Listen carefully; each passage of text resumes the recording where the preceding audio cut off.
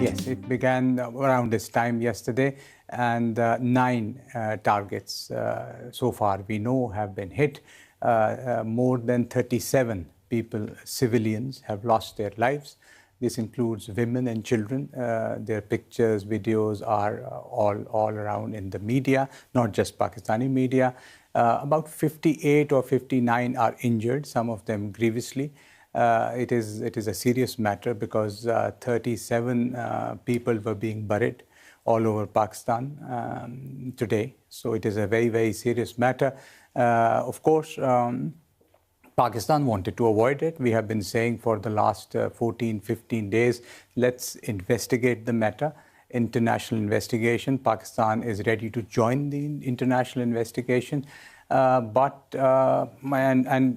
Including UN Security Council, so many countries have requested for de-escalation, but instead of listening to that, India chose to attack yesterday. High Commissioner, you say that Pakistan didn't want it to escalate. Do you still not want it to escalate? We never wanted it to escalate. The attack has happened. 37 civilians have lost their lives. Of course, our National Security Committee, that is the chief decision-making body led by the Prime Minister, it met today. And of course, a statement has come out of it. A final decision will be of the Security Committee. Let's see how it pans out today. I mean, in your assessment, and I've been speaking to Pakistani ministers who say they will respond, from your assessment, what could that response look like? No, it is not for me to predict what it would be. Pakistan's first choice was peace, and we insisted on that. We chose the best way forward, that we thought that, okay, don't believe us, don't believe the Indians, believe the international community, tell them, and an international inquiry can... In terms of an investigation? Of course, that is the... I just want to point out to investigations, because in 2001, the Indian Parliament was attacked. Pakistan was invited to be part of the investigation. In 2008, the Mumbai attacks took place. The finger of blame was pointed at terrorist groups that had arrived into Mumbai from Pakistan. Pakistan was called on for an investigation. In 2016, the Uri attack, Pakistan was invited to be part of the investigation. In 2019, the Pulwama attack took place. Pakistan was invited to be part of the investigation. At all of these different junctures, Pakistan may have cooperated on the surface, but it didn't do anything to prevent these terror groups from flourishing within the country.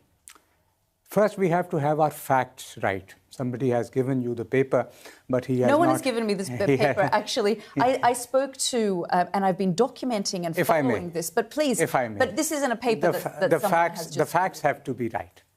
The 2008, it was not that Pakistan was invited every time, as you say. No, Pakistan itself said that there should be an investigation.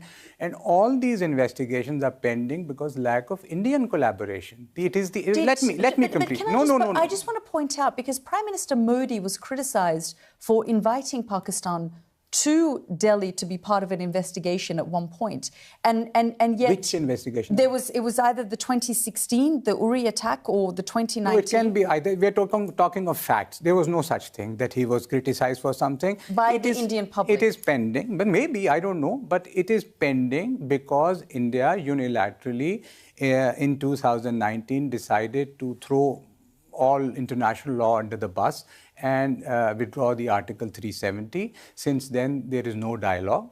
The SAARC summit, SAARC is the organization which runs South Asia, which should have led South Asia to development, 1.7 billion people. It is dysfunctional for one reason. India doesn't want it to move forward. 2016 November, the summit was to be in Islamabad. 9 years have passed. Look where GCC has gone. Look where African Union has gone. Wait. High Commissioner, I do want you to get your points across, and that's why we've invited you on the program. No, but this has to be clarified that it is not pending because of Pakistan. India has to provide the evidence. We have to collaborate. The delegations have to meet. The embassies have to interact. If they throw missiles at my country, how do we collaborate with them? And there is no dialogue since 2016 because they stopped everything. They walked out of the summit, which they agreed. Facts, because I deal with it. Yes. First, on February 2016, India agreed to holding of SAARC summit. This agreement was in Pokhara in Nepal. I was there, and the date was agreed was November. Now they backed out of it. So you're talking about a summit versus India Dialogue. And a dialogue. The dialogue, correct. The dialogue has to happen for the collaboration and everything. But the accusation here is on Pakistan funding these terrorist organizations. There are accusations about everything, and we can relitigate history or whatever we can do. The issue was that you said that among 5 or 6, and I can give you 5 others, in which allegations were made on us. Then there is Samjhauta Express. Allegations are on India. We have said again and again, let's sit down, let's discuss, let's find a solution. Do you think, though, when terrorists launch these types of attacks, it completely derails any chance of both sides sitting down, having dialogue, talking to each other to bring about peace? I believe in that you have to overcome the terrorist attacks and continue with dialogue. Find this. That is the only way. If your dialogue process is derailed by one terror attack, then in the entire world, nothing can move forward. It wasn't one terror attack that we're talking. I mean, yeah, I just went through it. Samjhauta Express happened. The parliament was attacked. Yeah. The Mumbai attacks. The Indians took Siachen. The whole glacier, Kamar and Chor Batla. The history. When you go into history, it is a very painful history. It is an incredibly painful history on both sides, which I put to your defense minister just in the last week. We have to come out of the defense minister thing. I think you have made the point. But the information minister as well yesterday was talking about things like Osama bin Laden didn't exist in and wasn't found in. We can start the history from 1947 and we can continue with it, and I can quote books and you can. The issue, what is the issue now? 1.3 billion Indians, 250 million Pakistanis need to find a common ground. Need to coexist. Yalda, this is very important.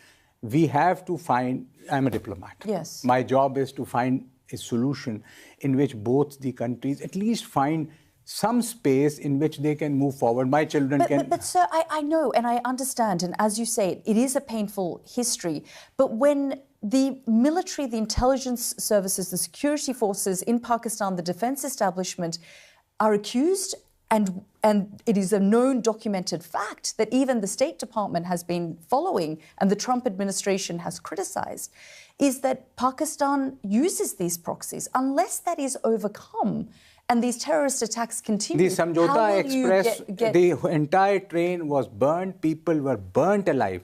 There is no accusation on Pakistan, and I can quote you 10 other incidents because this is allegations counter. How do you come out of these counter allegations? International investigation. Why is India shirking from an international investigation if they are so sure? I mean, that is why I've pointed to these other investigations. No, but this is wrong. I have quoted you. No. I have quoted you instances on all these. Pakistan is ready to collaborate. India has to come to the table, and of course we have to share evidence. The witnesses have to be presented. There are legal procedures, which of course are in front of... Just quoting, like naming 10, and I can name you 20, that they took the entire Siachen glacier, and it's still controversial. I mean, again, you keep pointing to these investigations, but for Pathankot attack in 2016, India did invite a joint investigation team to Pakistan. Yes. And I mean, not to Pakistan. India invited a team went there. Yes, then it is stopped because there is no collaboration from... They have stopped the collaboration. We have not. They are the ones who walked out of Kashmir. They are the ones... Since 2016, there is no dialogue. But if you're not cracking down on these terror groups, which is the point of contention... We are doing whatever we can, because my country, I would know it better.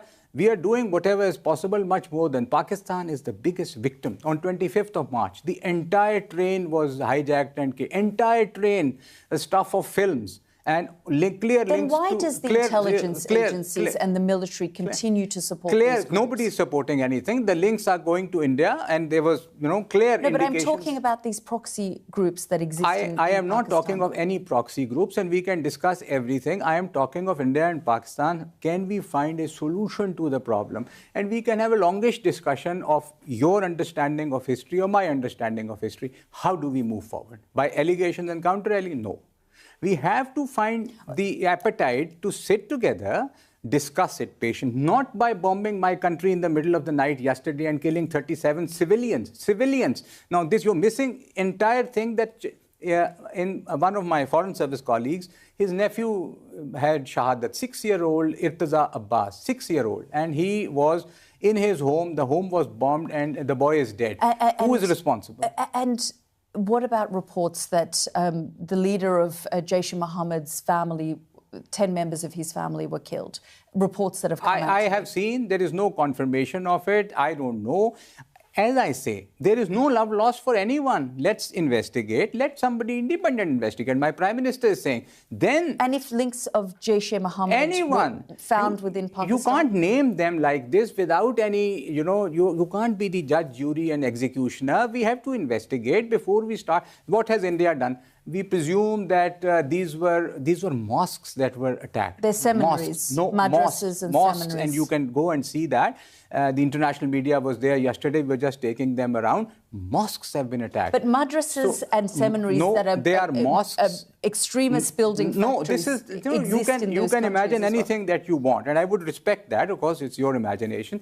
Something has to be proven. Would you let anyone in Europe do that? That I'm going to bomb that country because I think there's a seminary or something. That can't happen. I'm just going to keep you there because Please. We have with us on the programme as well, just to get the view from India. And this is not going to be a debate or a panel discussion, but I do want to bring in Javeer Singh, a spokesperson from the Indian Prime Minister's ruling BJP party. Mr. Gill, thank you so much for joining us here on the programme. You've been hearing from the High Commissioner. The High Commissioner is saying that the past needs to be put behind everyone. We're talking about 1.4 billion Indians and several hundred million Pakistanis. Both countries need to coexist. What is your response to what the High Commissioner is saying? Prime Minister Narendra Modi, Ms. Hakim, has a 3E policy: evaporate, eradicate, and eliminate terrorist and supporter of terrorist. And Operation Sindoor is a living testimony to that. On 24th April, our Prime Minister made a commitment to the nation that those who support terror will be eliminated. 7th May, Operation Sindoor is a fulfillment of that promise. As far as Pakistan is concerned, the message, our Operation Sindoor, is just not a mission. It's a clear message to Pakistan and the entire world that enough is enough, no more. India will not tolerate terrorism, and India will not hesitate to eliminate terrorism. That message has to be clear. And lastly, India's right to self-defense is uncompromisable. Now, Pakistan is thick-skinned and shameless. Pakistan talking about finding common grounds. Pakistan talking about peace is like a devil quoting from the scriptures. If Pakistan was so innocent and holier than thou, why they have been on the FATF grey list for the longest period of time? Why was Osama bin Laden found there? Why the entire world today frowns upon Pakistan? Mr. Gill, I just want to, interrupt because one of the things that Pakistan is pushing back on, they're saying that there's been no investigation following the 22nd of April terror attack in Kashmir, and India automatically pointed the finger of blame on Pakistan without any kind of investigation taking place, that there should have been an international investigation and that Pakistan was willing to cooperate in that. After 2001, 2008, 2016, 2019, time for investigation is over. India is now all for action against terror camps. In fact, the ambassador sitting on your show and the entire Pakistan civilian population should be grateful to Prime Minister Narendra Modi that he has done what Pakistan army and Pakistan government cannot do, that is eliminate terrorists. Well, they're concerned about civilian populations being hit. They say that mosques have been targeted and civilian populations have been killed as a result of these airstrikes. Let me be very clear on your show. Terrorists are not civilians. Our press release officially from the government of India clarified with proof, visuals, no civilian, no military establishment, and no civilian houses were hit. 9 terrorist sites were attacked and hit to ensure those monsters who attacked India do not repeat the same mistake in their next 7 lives. That's a categorical statement with proof.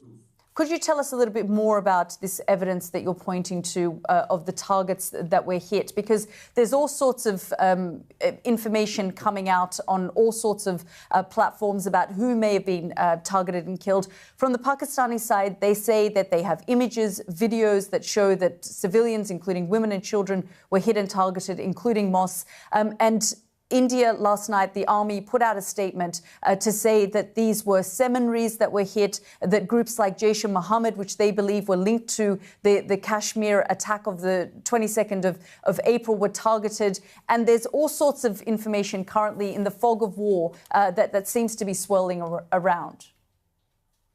10:30 a.m. India time, the government of India did a detailed press briefing where all the visuals were also there. Secondly, Ms. Hakim, please understand the approach between the two nations. Difference. India believes in combating terrorism. Pakistan believes in supporting terrorism. And when ambassador on your show talks about evidence, the defense minister of Pakistan was asked, you are claiming that you shot down 5 Indian planes. Where is the proof? He says it's all over social media. Now, that is the kind of hallucination Pakistan suffers from. On the contrary, today Pakistan has hit a Sikh holy temple, killed children, hit civilians in Poonch. India is still warning that Pakistan should stop, resist supporting terrorists. Otherwise, Pakistan is already known as a country which holds a record for deploying their air force, deploying their army, and hitting Indian civilians for what? For the sake of pleasing terrorists in terror camps, which have put a begging ball in the hands of Pakistan. There is a reason. My last comment. India is the voice of global South, and Pakistan is the face of global terrorism. And we will slap that face hard. And there is no negotiation in that. Well, at this point, things are tense and have escalated on both sides. Will India back down now, draw a line in the sand? Because Pakistan says that it has no choice but to retaliate, given the scale of the attack last night. 2 quick points. Number one, if Pakistan will retaliate, they will hit another self-goal and expose themselves and prove to the world that Pakistan is in support of terror and terror groups. Number two, India will not back down. India is awake. India will not sleep till each and every terror camp in Pakistan is destroyed. Mr. Gill, thank you very much for joining us here on the programme. Thank you.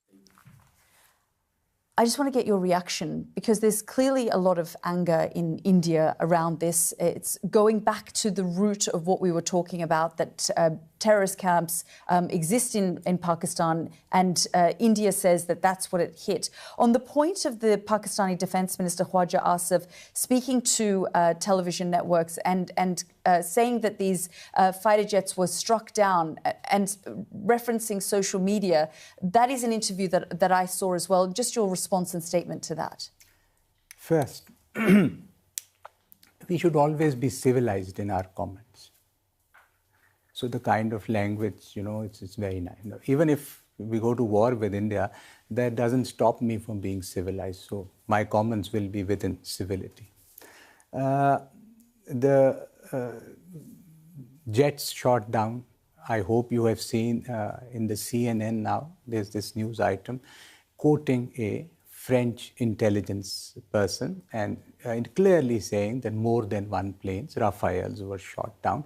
More information is coming. I am no one to doubt CNN. It is a global name. It has published something. So there must be some merit to it. There are others, many other sources. I'm quoting the defense minister who was pointing to social media, not actual No, I am quoting you CNN, and you can see it. Just one search. He spoke to CNN, the defense minister. Yeah, you can. What I'm quoting can be checked on CNN. This is a French intelligence. They are quoting. I'm not quoting anything. That their planes have been shot down. And we should be still, whatever we go to fight or not, we should be civil and we should have logic in whatever we are saying. Just by claiming that they are terrorists, I am this means nothing. Please, let me. Now you have. I do want to. I know you're making a civility. I know you're making a civility. This is not how it's my country at stake. It's not my persona that This is not acceptable. The kind of language that he was making. This is the reputation of your institution also. We should be, fine, we go to war. But that doesn't take us out of the civility. The anger you mentioned, or they mentioned, there's anger there. 37 of my civilians are dead and there's anger there. This is crazy. How did you think India was going to respond to this attack? Which attack? The the 22nd of April attack that took place in Kashmir. You have to, for God's sake, you have to prove something. You can't be the judge. I respect you a lot. But whatever you say can't be taken on the face value. It's not me. It's not me saying it. No, but there is a history of Lashkar-e-Taiba. There is a history of Lashkar-e-Taiba, the military, the ISI backing these groups. So we can go back and forth on this. We can. But there is a reason that Pakistan was on a grey list for many years. And up until 2022, the State Department said that there were terrorist groups and organizations within. Something was checked that this is okay, fine. The international community respect the law.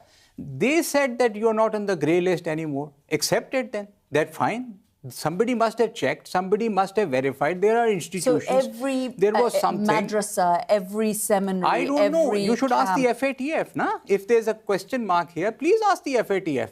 Then why did you take them? You have to respect something. You don't respect the UN. By you, I mean, them. That you don't respect the UN Security Council resolutions, which you accepted that you'll ask the people of Jammu and Kashmir whatever they want. They agreed to it. Now they have walked out of it. You don't accept the Indus Waters Treaty, the treaty that negotiated for 10 years and everything, and you say, we are walking out of it. A country which is like in a habit of not following international law is telling... I mean, they would say the same about Pakistan. No, but I'm quoting you I know you are so, and I know that you're a diplomat, and I know that Pakistan's civilian government has long tried to distance itself with the history of funding and backing terrorist proxy groups. But that is also part of Pakistan's history, which Bilawal Bhutto has admitted to me, which your defense minister has admitted to me. Is sadly not just any terror group. It is the Jammu and Kashmir dispute, which is there for 78 years. And that's why these terror groups exist within Pakistan, to target... No, they were there or not there. The problem remains you are not ready to ask the people of Jammu and Kashmir what they want. You want to impose upon them Indian terrorism like what they did with Pakistan yesterday night. So terror groups go in and launch these types of attacks. No, I never said that. Pakistan is not going to accept such kind of attacks. Let's be very clear. We cannot be cowed out because they launch missiles or something. We will remain civil. We will retaliate whenever we are attacked. There should be no doubt about that. High Commissioner, we're grateful that you've joined us on the program. Thank you very much, Yalda.